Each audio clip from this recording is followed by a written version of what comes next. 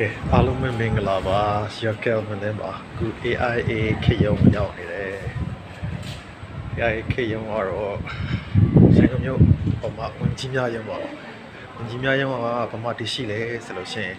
ဘောအောင်ကျော်လန်းနဲ့တိမ်ပြူလန်းတောင်မှာရှိတယ်အဲ့ပထမတမှာ AIA ခေတ်ရုံမှာဒီနေ့အင်္ဂလိပ်စာ enhancement တင်နန်းတော့လာပြီး polish လုပ်တာပါလာတက်တာပါ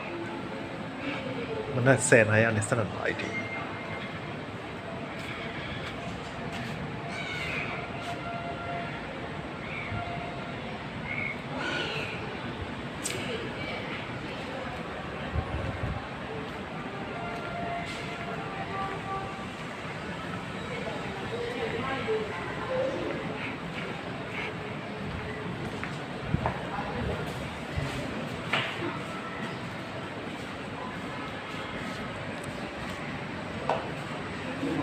ဟုတ်ပါနော်